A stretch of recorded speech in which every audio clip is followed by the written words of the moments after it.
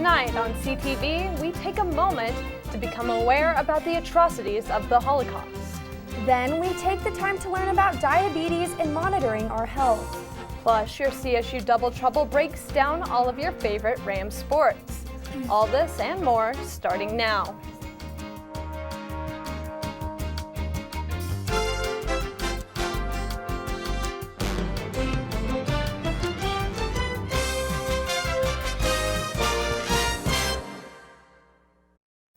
Thank you so much for joining us this evening, Fort Collins and CSU. I'm Aislinn Carrillo. And I'm Bailey Lakey.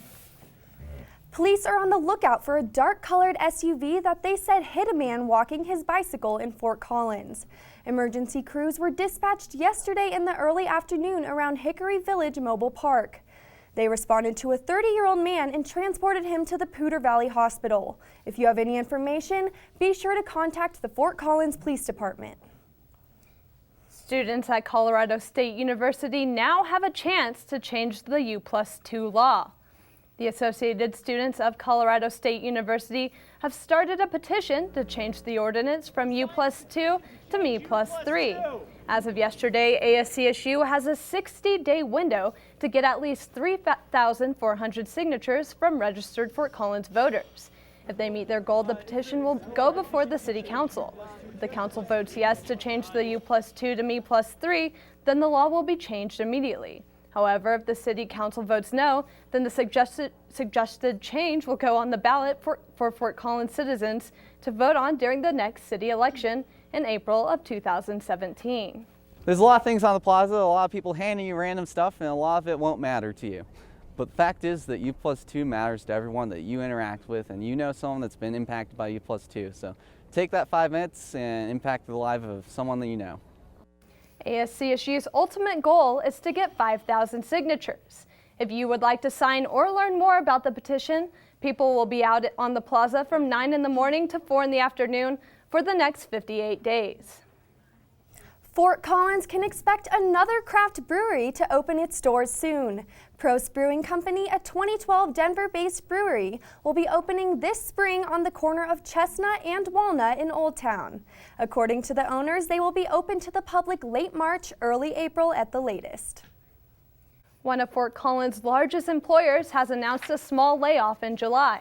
OtterBox, the smartphone case maker, announced this week that a small portion of their 600 Fort Collins workers will be laid off. Though no specific number has been given, the layoff comes as the smartphone protection market has become increasingly competitive. Wednesday night, the Kendall Anderson Nutrition Center brought its Diabetes in the Kitchen hands-on cooking seminar to CSU. Those who attended didn't only leave with full stomachs, but a boatload of knowledge and hands-on experience as well. The event started with an in-depth lecture given from the director of the Kendall Anderson Nutrition Center, Melissa Wadowik. She took the class through a PowerPoint presentation with each side giving more information about how pre-diabetics and diabetics can manage their food intake to best cope with their diagnosis. The first one is that they be realistic and realize that they can make small changes and still be successful. So I don't want them to think that they have to overhaul everything in their diet. I want them to be realistic in setting their own goals and in really asking me how to make some small changes in their lives. Many informational handouts were provided for those who attended the event. After the lecture wrapped up, Wadowik led the way to the kitchen where CSU graduate students took over. Attendees were split up into 2 groups and 3 meals were prepared in total. All the meals being chicken soft tacos, cilantro lime coleslaw, and a Mexican veggie bake were cooked to perfection. This valuable experience left attendees feeling like they can better themselves simply through their daily food consumption. I have a better knowledge about cooking, but really about managing food during the day. Once the cooking session came to a finish, the participants served themselves and gathered around the table to enjoy their late dinner. The guests conversed with one another about their new understanding of how to prevent or control diabetes. The College of Health and Human Sciences and the Kendall Anderson Nutrition Center are always hosting events to help benefit the overall health of people today. For more information, visit the KANC website at www.nutritioncenter.chhs.colostate.edu.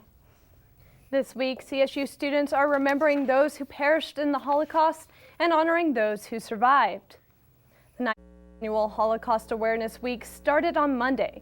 Throughout the week, people could visit the Fields of Flags, which represented those who died in the Holocaust, listen to a litany of martyrs on the plaza, and hear the tale of a survivor's journey. Last night, an estimated 1,000 people gathered in the LSC to listen to 91-year-old Albert Rosa share his powerful story of survival. The Field of Flags, Mr. Rosa's journey, taking the time to simply remember. It's all important, according to Denise Negretti, the Vice President of CSU Students for Holocaust Awareness.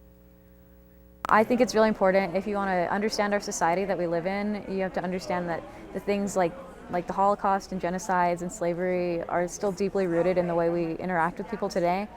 So I think it's kind of important to understand your past if you want to understand what's happening. If you would like to take some time to recognize Holocaust Awareness Week, there will be a memorial service on the LSC Plaza tomorrow afternoon at 2. Colorado Democrats will have their moment to choose a candidate for the presidential nominee process next week. Super Tuesday is happening, and the race between Hillary Clinton and Bernie Sanders is closer than ever.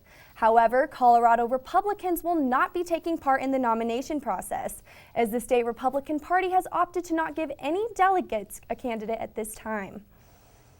Nicole Conlon is up next with your weekly weather forecast. It looks like we're in for a very warm weekend. Sure does.